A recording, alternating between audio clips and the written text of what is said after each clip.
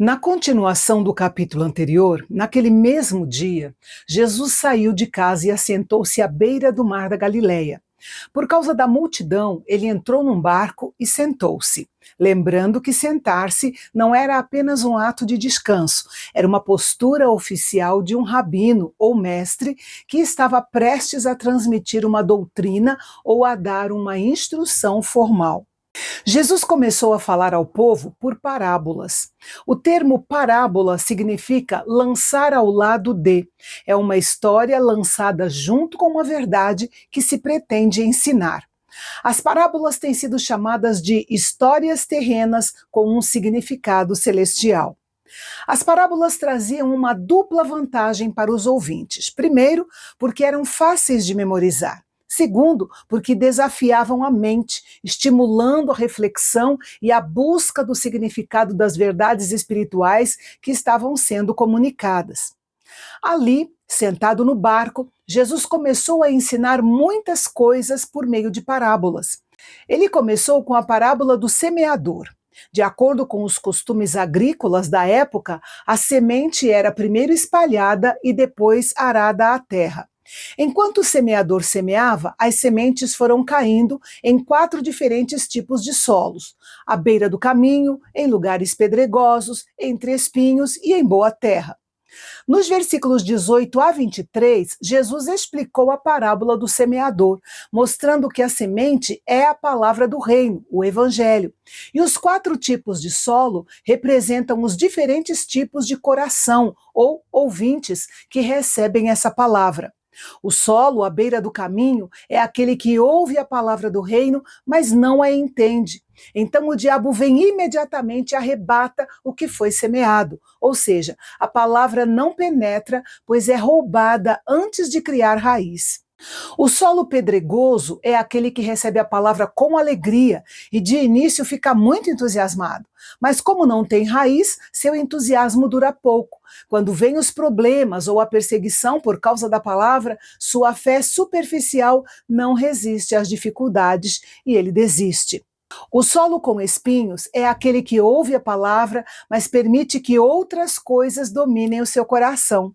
As preocupações da vida diária e o desejo por bens materiais sufocam a palavra e ela não produz fruto.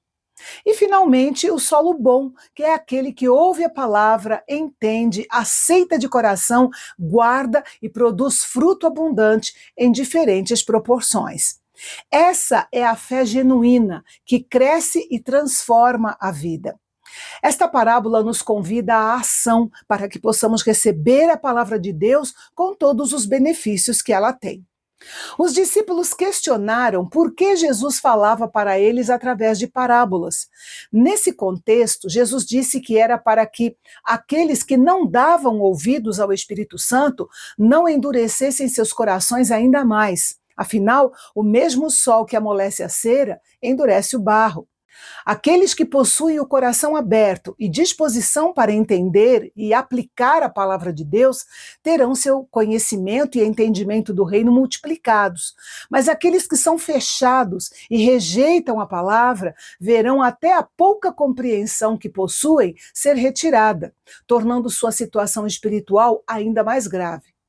Ao falar por parábolas, Jesus também cumpriu a profecia de Isaías, falando de modo que o povo espiritualmente endurecido ouvisse sem entender e visse sem perceber as verdades do reino. Diante disso, aqueles que compreendem as parábolas de Jesus são verdadeiramente bem-aventurados, mais que felizes. Essa revelação era algo que os profetas e justos do Antigo Testamento desejaram muito testemunhar, mas só lhes foram dadas promessas e profecias distantes.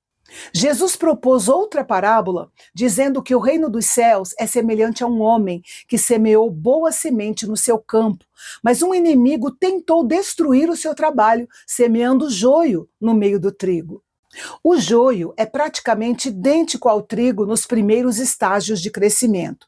A diferenciação segura só é possível mais tarde, quando as plantas estão maduras e as espigas se formam.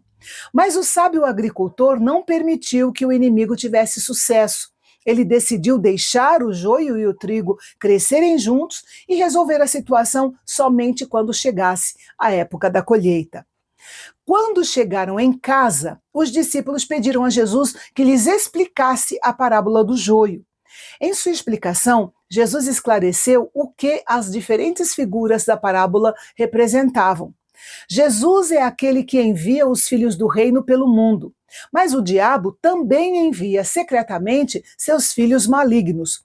Os dois grupos precisam conviver, trigo e joio, justos e ímpios, até o fim dos tempos. Então acontecerá a separação final, quando os anjos de Deus removerão os que praticam a iniquidade, o joio, e os lançarão no inferno. E os justos, o trigo, serão reunidos para brilhar no reino do Pai Celestial.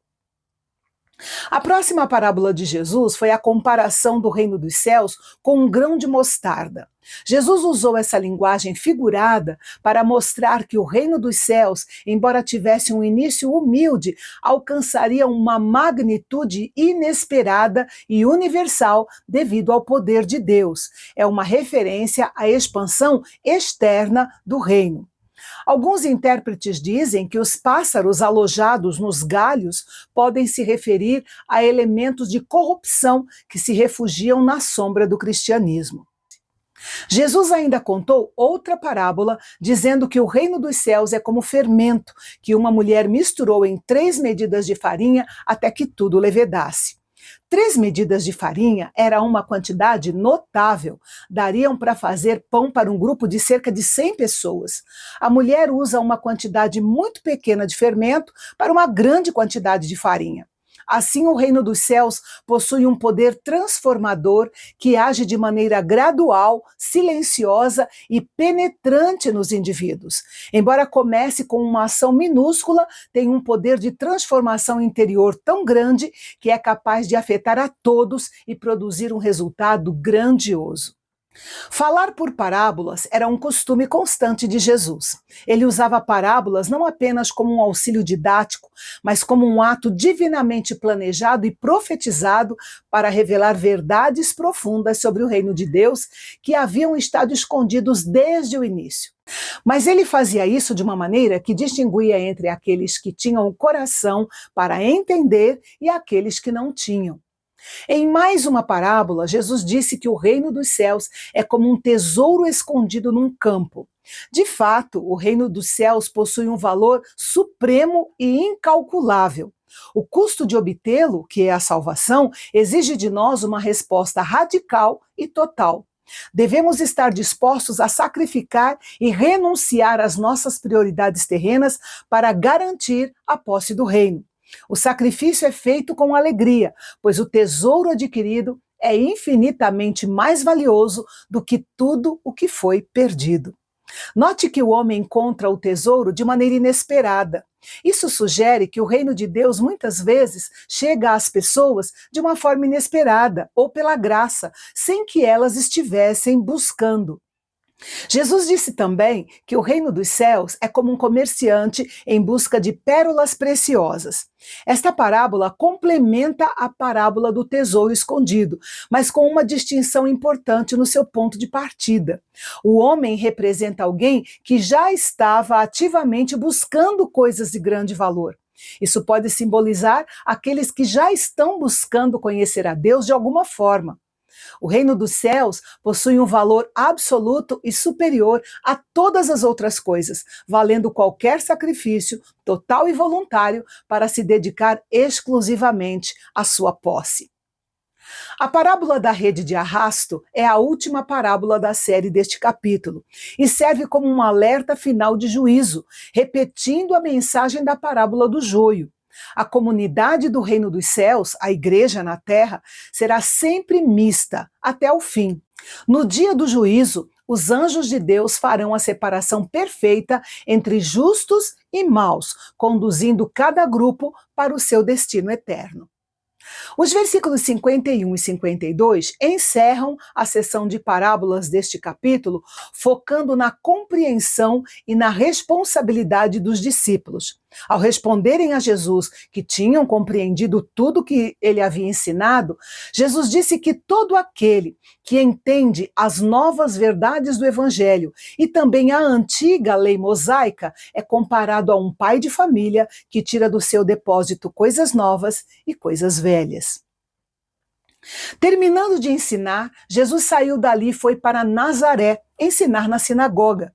O povo de Nazaré ficou surpreso diante da sua sabedoria e dos seus milagres. Eles questionaram a origem da sua sabedoria e sua autoridade porque ele vinha de uma família humilde. Para eles, Jesus era apenas o filho mais velho da família de Maria. Eles o rejeitaram porque não podiam aceitar que algo tão grandioso pudesse vir de alguém tão comum. A incredulidade deles não impedia o poder de Jesus, mas impediu que ele realizasse muitos dos sinais e maravilhas que ele havia realizado em outros lugares. E no próximo capítulo, vamos ver que a fama de Jesus chegou aos ouvidos do rei Herodes. Vamos conhecer também como foi o final da vida de João Batista, o precursor de Jesus. É amanhã, aqui no Canal Bendito. Até lá!